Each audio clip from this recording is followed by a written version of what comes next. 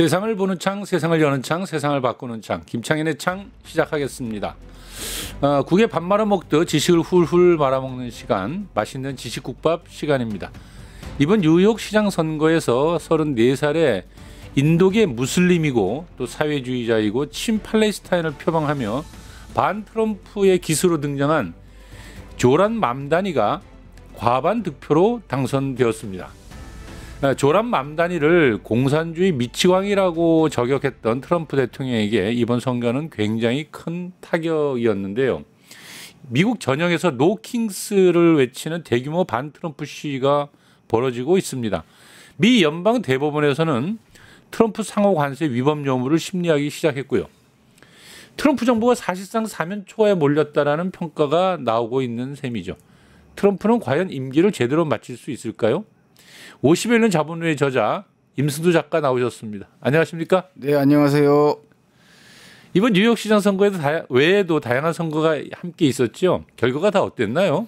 예, 뭐 일단 제가 11월 4일에 선거들이 있길래 이게 도대체 뭔 선거야 해서 궁금해서 알아보니까 네. 미국은 우리나라 같이 동시 뭐 다 지방선거 같이 하는 그런 제도는 없지만 이 대선과 중간 선거가 없는 해에 네. 11월에 첫 번째 월요일의 다음 날 화요일이 되겠죠. 그날 이렇게 묶어서 한꺼번에 선거를 치르는 그런 제도가 있더라고요. 그래서 이번에는 그 뉴욕시를 비롯해서 뭐 버지니아 주지사, 뉴저지 주지사 등 뭐 굵직한 선거가 여럿이 치러졌는데 뭐 이미 많이들 알고 계시겠지만 뭐 결과는 트럼프한테 완전 한 방 먹이는 거였죠. 그렇죠. 버지니아 주지사, 뭐 뉴저지 주지사 다 민주당에서 승리했고 뭐 아시다시피 뉴욕에서도 민주당 후보이자 사회주의자 조란 맘다니가 시장에 당선되면서 이 트럼프 정부의 행태에 대한 민심의 경고가 분명히 드러났다는 분석이 나옵니다. 이 조란 맘다니 당선자의 이 연설문 전문을 제가 읽어봤는데요.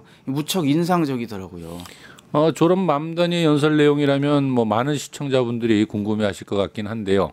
혹시 준비된 게 있으면은 예. 일부 들려줄 수 있을까요? 아, 예, 마침 준비해 왔습니다. 그래서 제가 그 도입부 전문은 굉장히 길고요. 도입부 네. 일부를 번역한 걸 좀 들려드리겠습니다.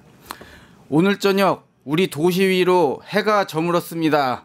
하지만 유진 뎁스가 한때 말했듯 나는 인류를 위한 더 나은 날의 여명을 본다고 저도 이제 말할 수 있습니다. 기억이 닿는 한 뉴욕의 노동자들은 늘 들어왔습니다. 부자들과 권력자들이 이렇게 말했죠. 권력은 너희 손에 있지 않아. 창고 바닥에서 상자를 들다 멍든 손가락, 배달 바이크 핸들에 굳은 살이 박힌 손바닥, 주방 불길에 대어 흉터가 남은 손등. 그 손들은 한 번도 권력을 쥘 수 없었습니다. 그런데 지난 12개월 동안 여러분은 감히 더 큰 것을 향해 손을 내밀었습니다. 그리고 오늘 밤 모든 역경을 넘어 우리는 마침내 그것을 붙잡았습니다. 미래는 이제 우리 손에 있습니다. 친구들이여, 우리는 하나의 정치 왕조를 무너뜨렸습니다. 이야, 몸이 차오르네요. 굉장히 감동적인데요. 예, 예. 아니 근데 무엇보다도 당선의 그 순간에 예. 그 참 손에 불에 댔던 그 노동자들을 가장 먼저 호출하는 게 굉장히 인상적입니다. 아우, 저는 막 소름이 끼치더라고요. 역시 이 사회주의자답다라는 생각이 드는데 혹시 뭐 트럼프에 대한 언급한 건 없습니까? 언급을 안 했을 리가 없더라고요. 그렇죠? 그래서 제가 또 그 샅샅이 지져서 그 부분을 또 그 부분만 딱 번역해 왔습니다. 아, 잘했어. 한번 볼까요, 한번? 자, 그 부분 한번 읽어드릴게요. 네. 도널드 트럼프, 당신이 이 방송을 보고 있다는 걸 알고 있습니다. 내가 당신에게 들려줄 내 단어는 이것입니다. Turn the volume up. 볼륨을 높이세요. 우리는 악덕 집주인들을 반드시 책임지게 할 겁니다. 이 도시의 트럼프들은 세입자들을 이용해 먹는데 너무 익숙해져 버렸으니까요. 우리는 부패의 문화를 끝낼 겁니다. 트럼프 같은 억만장자들이 세금을 회피하고 감세 혜택을 악용할 수 있게 만든 이 부패한 체제를 단호히 바로잡을 것입니다. 우리는 노동조합과 함께 설 것입니다. 그리고 노동자의 권리를 더욱 확고히 지킬 것입니다. 노동자들에게 강력한 권리가 주어질 때 그들을 착취하려는 자들이 얼마나 작아지는지 트럼프도 우리도 잘 알고 있으니까요. 뉴욕은 앞으로도 이민자의 도시로 남을 것입니다. 이민자가 세웠고 이민자가 움직였고 오늘부터는 이민자가 이끄는 도시입니다. 그러니 들으세요. 트럼프 대통령. 우리 중 한 사람에게 다가오고 싶다면 먼저 우리 모두를 지나쳐야 할 겁니다.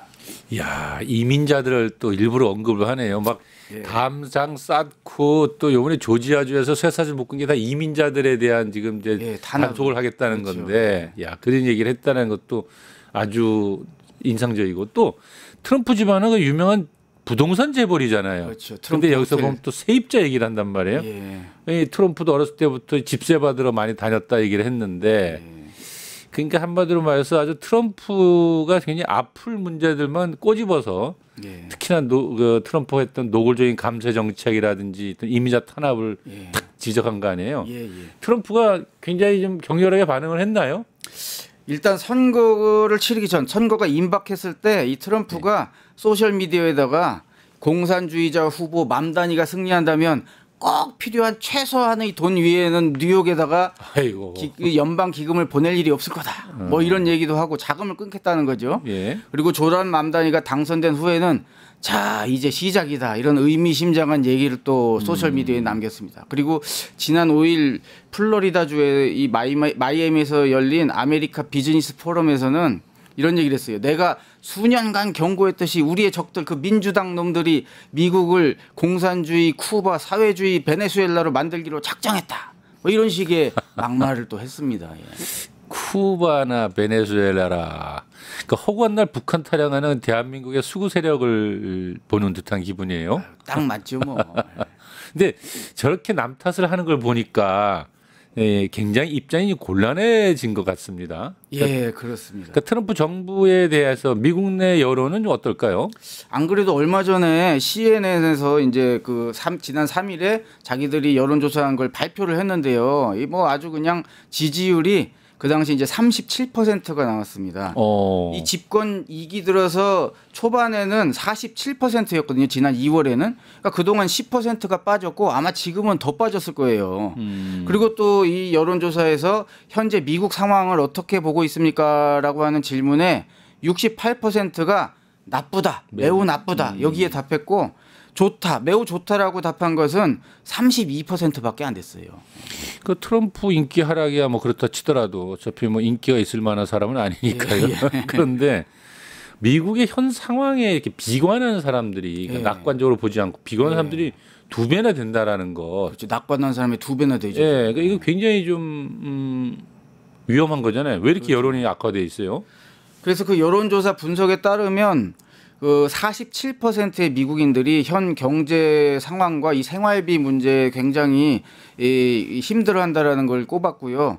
26%는 이제 미국의 민주주의가 아주 위태로운 상태다라는 걸 이제 26%가 꼽았고 정작 이제 트럼프가 집요하게 지금 물고 늘어지는 이민자 문제를 꼽은 사람은 10% 정도에 불과했습니다. 그래서 트럼프의 또 정책이 이 국가 경제 상황을 개선했다고 믿는 사람은 27%에 불과했고 오히려 악화시켰다라고 생각한 사람이 61%였어요. 그리고 대외 정책 관련해서는 32%가 이 트럼프 대통령의 결정이 미국의 국제적 위상을 높였다라고 봤지만 56%는 오히려 미국의 위상을 추락시켰다.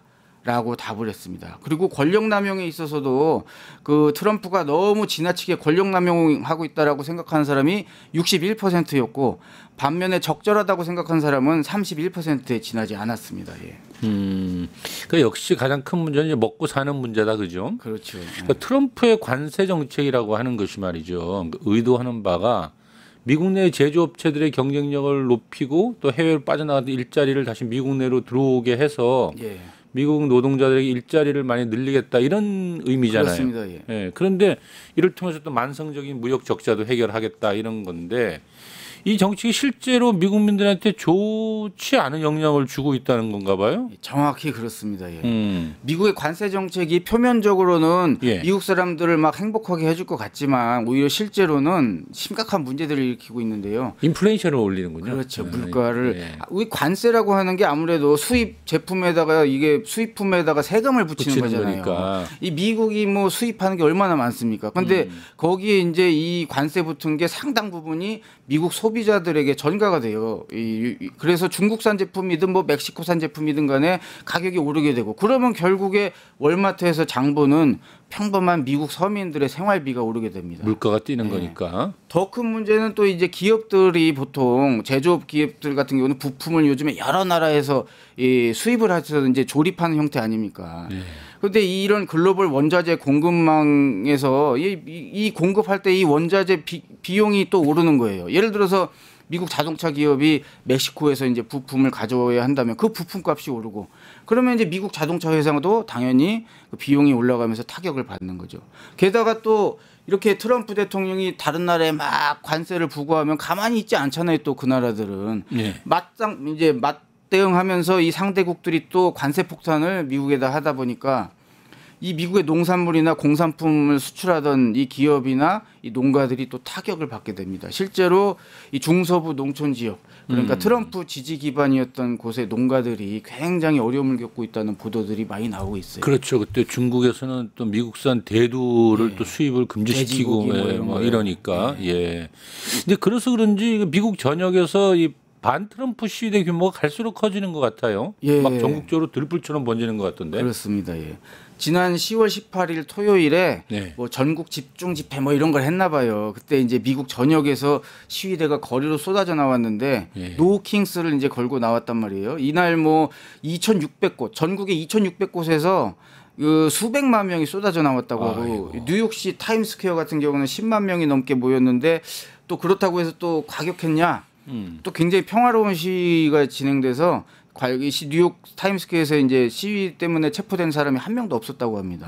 그래서 뭐 보스턴, 필라델피아, 애틀랜타, 덴버, 시카고, 뭐 시애틀에서도 수만 명이 나와서 평화적으로 진행을 했고, 근데 이 노 킹스라고 하는 이 슬로건이 참 어떻게 보면 왕이 없다 이거잖아요. 근데 지금 왕 노릇하고 있는 놈이 있으니까 우리는 왕이 없던데 왜 네가 왕 노릇하냐. 한마디로 이 민주주의를 파괴하고 있는 트럼프 정부의 비이성적 행태를 비판하고 있는 겁니다. 아니, 그런데 이렇게 평화적으로 시위를 하는데 군대를 동원하고 있지 않습니까? 그렇죠. 그리고 또 그래서 저는 이거 보면서 이 대한민국의 윤석열을 보면서 흉내를 내는 건가 뭐 이런 생각도 들고 많이 어렵긴 한가 봅니다. 아주 웃기더라고요. 이게 보면은 작년 12월에 우리가 참 골 때리는 일을 겪지 않았습니까? 윤석열이라는 사람 때문에 이 괜히 군인들도 고생하고 국민들도 고생하고 계엄령 선포해가지고 근데 거기서 배웠는지 미국 트럼프 대통령이 올해부터 다 이 뭐라고 해야 될까 미국 민주당의 영향력이 강한 여러 도시를 콕 집어가지고 거기에다가 이 연방 병력을 갖다가 투입해서 뭐 시위대나 뭐 이민자들을 탄압하고 있다고 합니다. 마치 이제 계엄군 행세를 하고 있는 거예요.